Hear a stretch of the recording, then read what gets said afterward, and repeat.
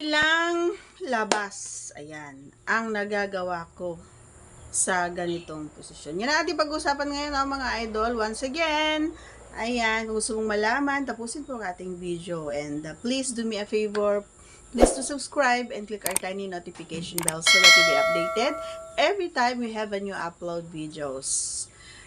Disclaimer din, ang mga videos po natin ay para lamang po sa may bukasang kaisipan at may malawak na pangunawa. Kung wala po tayo nito, maaari na lamang pong mag-skip at mamili ng mga videos na nararapat para sa inyo.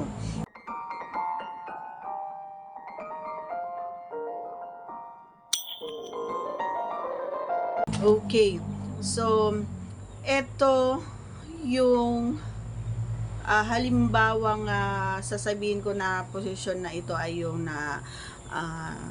nakatalikod. Maaaring masasabi ko dito mga idol, nakakarami tayo, pero hindi ko ito paborito. Hindi ko ito paborito, nakakarami ako. Bakit? Hindi ko siya paborito, pero nagugustuhan ko siya. Masarap ito. Pero hindi ko paborito. Ang gulo and siguro naman depende. Kaya nasasabi ko na gusto ko kasi nga depende rin siguro doon sa pagkayod, di kaya pag-araro o di kaya pagkadyot, ang daming lamok, o di kaya yung tatrabaho niya. Kasi minsan, may mga time talaga mga idol na binibigla talaga ako. So, yun yung time na urong talaga ako, napapaayaw na din ako. Kasi nga, napasaktan ako. Kasi once na napasaktan talaga, umaayaw na talaga ako. So, pero kapag magaling and alam niya yung ginagawa niya, minsan nilalagyan niya ng pampadulas para lang hindi ako masaktan o di kaya binabasa niya ito, ganyan. And alam ko na kapag ganon yung mga discarding niya ay doon pa lang sa pagdampi at naramdaman ko na medyo oily. Kumbaga, oily. So, pwede naman natin sigurong gamitan ng mga ganon ng mga idol. Wala naman sigurong masama. Basta ang importante ay alam mo yon, mapasaya mo yung kapareha mo at hindi lang ikaw yung happy.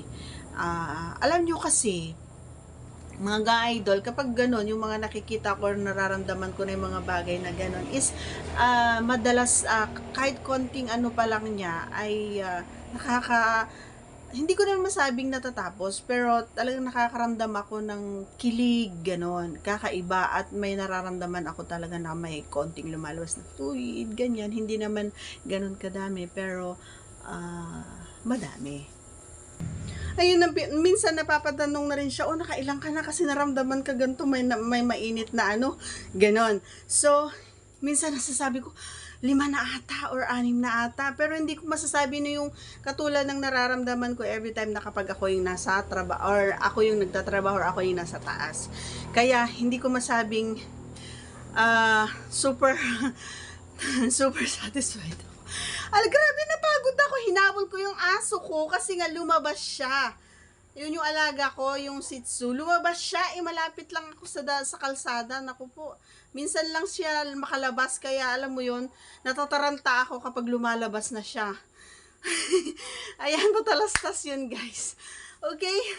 So, yun lang. Hindi ko alam kung nakakalima, 6, 7, ganun kapag yun yung position na ginagawan. That's all for today's video, mga idol. Once again, if you're not yet connected, please do subscribe and click our tiny notification bell so that you'll be updated every time we have a new upload videos. Thanks for watching, everyone. See you again on our next vlog.